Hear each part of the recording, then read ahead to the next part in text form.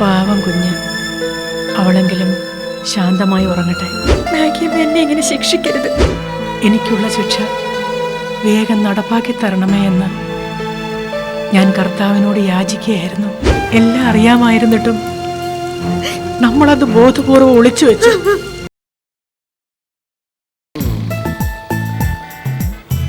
അവൻ തന്നെ കിട്ടിപ്പോയി. കിട്ടിയോ? എന്തോന്ന് കിട്ടിയത്? ആളിനെ കിട്ടി. വാ സദാശിവ. ആളവിടെ ചായ നിനക്ക് ഞാൻ തരുന്നുണ്ടടാ. അവനാ ആ നീർക്കോലിയ സദാശിവ എന്നെ ഒളിച്ചിരുന്ന് തല്ലിയത്. എന്റെ പെടലി. ചെല്ല് സദാശിവ. അവന്റെ മുതത്തോട് 4 ചാമ്പ് വേഗം. അവനാണോ? ഇവനെ ഞാനിന്ന് ശരിയാണ്.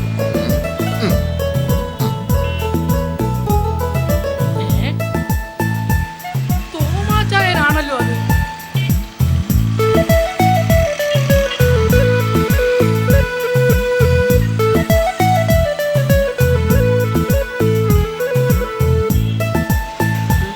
എന്റെ ദൈവമേ രക്ഷിക്കണേ! എടാ സദാശിവ നിക്കടാ. നിക്കൂല. എടാ സദാശിവ നില്ലടാ അവിടെ. തോമാച്ചായോ? അച്ചായനെ ഞാൻ എവിടെയൊക്കെ അന്വേഷിച്ചെന്നറിയാമോ? സദാശിവ വേണ്ട. സദാശിവ നിക്കടാ. തോമാച്ചായ ഒന്ന് നിന്നേ, ഒരു അത്യാവശ്യ കാര്യം പറയാനാ. തോമാച്ചായ ഒരു സോഡ മതി. ഇതാ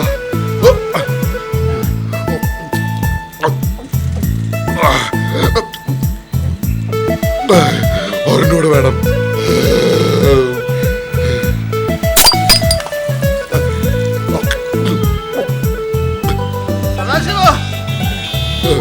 സദാശിവ നീ എന്തിനാണ് ഓടിയത്?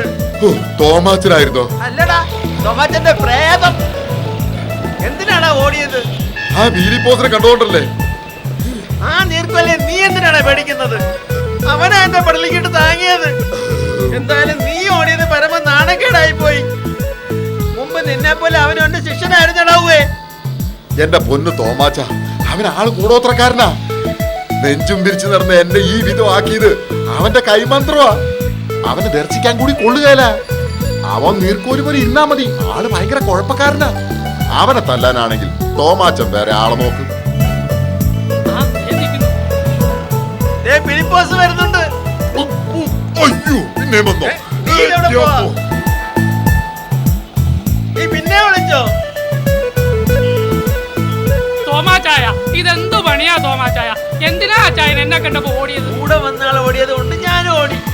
ആരാ കൂടെ വന്നത്? എന്താ തോമാച്ചായ, എന്ത് പറ്റി? പറ്റിയതൊക്കെ പറ്റി. തോമാച്ചൻ അതിനൊക്കെ മരുന്നുകളൊക്കെ ശേഖരിച്ച് വച്ചിട്ടുണ്ട്. എന്താ തോമാച്ചൻ എന്താ സുഖമില്ലേ? കണ്ടിട്ടെന്താടോ സുഖമൊന്നും തോന്നുന്നില്ലേ? നീ നിമിത്തോ ദൈവം നിന്നെ ചിട്ടിക്കോടാ. നോക്കിക്കോ. ദൈവം അങ്ങനെ ആരുടെയും സ്വന്തം ഒന്നും അല്ല കുഞ്ഞാടെ. കുഞ്ഞാടോ നീ ഒന്ന് പോകുന്നുണ്ടോ? അല്ല തോമാച്ചായ, എനിക്കൊരു കൈ അബദ്ധം പറ്റിപ്പോയി. എന്നോട് അങ്ങ് ക്ഷമിച്ചാലും. അയ്യബദ്ധം പറ്റിയത് എനിക്കാണല്ലോ. അനുഭവിക്കുന്ന ഞാനും. എന്നിട്ട് ന്യായം പറയാൻ വന്നിരിക്കുന്നു. ഒന്ന് പറ. നില്ല തോമാച്ചായ, ഞാനൊന്ന് പറയട്ടെ. താനിന് ഒന്നും പറയാണ്ടോ? തോമാച്ചായോ?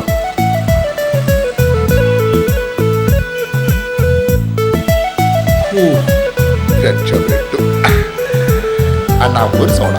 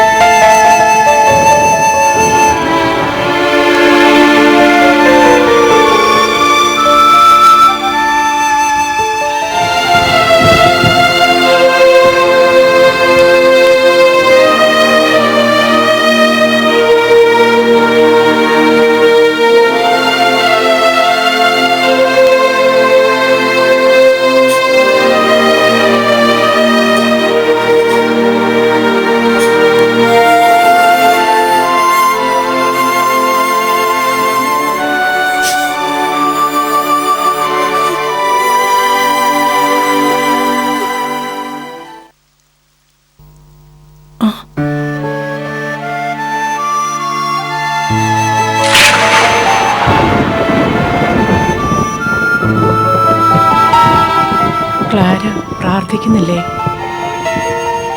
ഞാൻ പ്രാർത്ഥിച്ചു. പക്ഷേ ഞാൻ വന്നതും പ്രാർത്ഥന കഴിഞ്ഞ് എഴുന്നേറ്റതും ഒന്നും മദർ അറിഞ്ഞതേയില്ലല്ലോ. എന്തു പറ്റി മദർ? പതിവില്ലാതിങ്ങനെ മദർ കരയുന്നുണ്ടായിരുന്നല്ലോ. സ്നേഹമോള് ഉറങ്ങിയോ? പാവം കുഞ്ഞ്, അവളെങ്കിലും ശാന്തമായി ഉറങ്ങട്ടെ.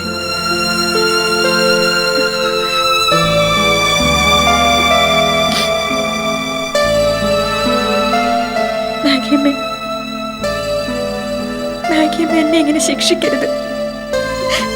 ഇല്ല ക്ലാരെ, ഞാൻ സ്വയം ശിക്ഷ ഏറ്റുവാങ്ങാൻ ഒരുങ്ങുകയാണ്.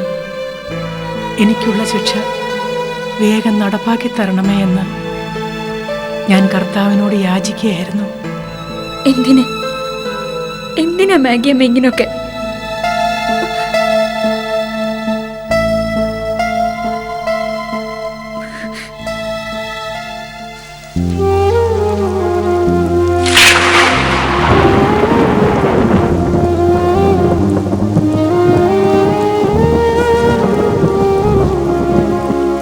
ക്ലാരയ്ക്ക് ഈ ദിവസം ഓർമ്മയുണ്ടോ?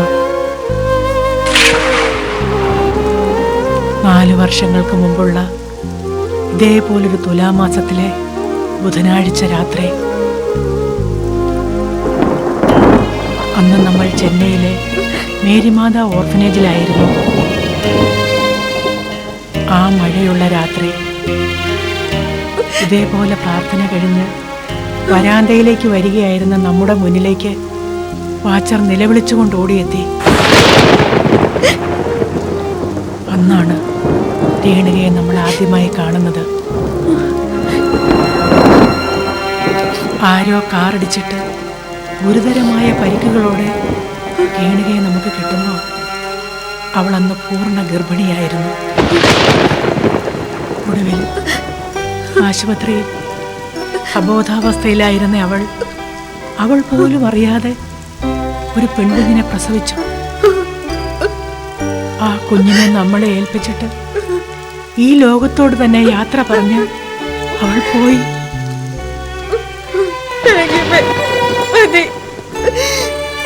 വീണ്ടും അതൊക്കെ ഓർമ്മിക്കാനും ഓർമ്മിപ്പിക്കാനും ഒന്നും ആഗ്രഹം ഉണ്ടായിട്ടല്ല, ബോധപൂർവമല്ല. പക്ഷേ ഇന്ന് ആ സ്ത്രീ, രേണുകയുടെ അമ്മ, ഇവിടെ നിന്നിറങ്ങിപ്പോയപ്പോ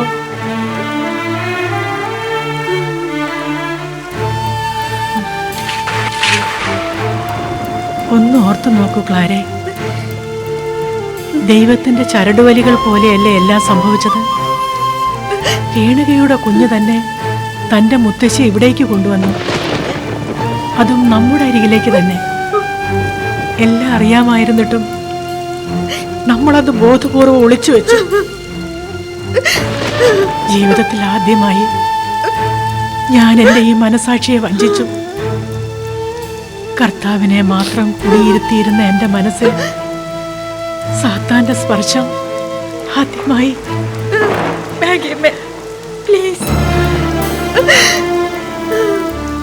പാവ ആ ടീച്ചർ ഇവിടെ നിന്നും പടിയിറങ്ങി പോകുമ്പോൾ ആ കണ്ണുകളിലെ ദൈന്യതയിൽ ഒരു യാചന കൂടി ഞാൻ കണ്ടു ക്ലാരെ. സ്നേഹമോൾക്ക് വേണ്ടിയുള്ള യാചന. അപ്പോൾ ടീച്ചറിന് രേണുകയുടെ മുഖമായിരുന്നു.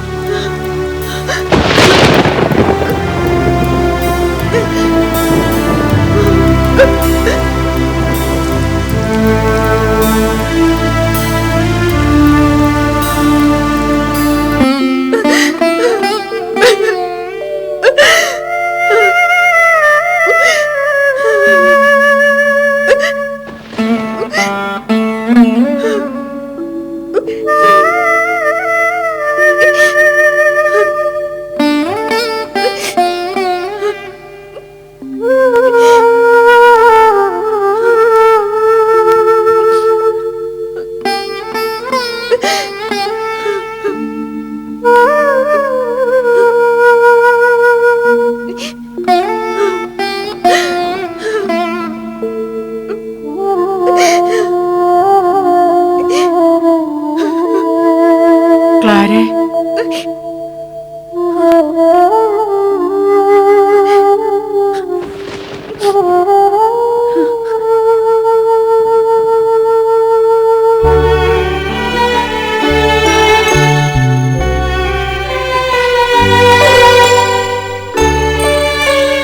നിനക്ക് ഈ മാഗിയമ്മയോട് ദേഷ്യമുണ്ടോ മോളെ?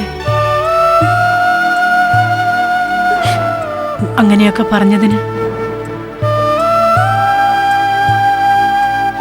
നിനക്കറിയില്ലേ മോളെ, തിരുവസ്ത്രം അണിഞ്ഞ് കർത്താവിൻ്റെ മണവാട്ടിയായി കഴിഞ്ഞാൽ പിന്നെ കുടുംബ ബന്ധങ്ങളുടെ കെട്ടുപാടുകൾ പോലും മുറിച്ചു മാറ്റപ്പെടും.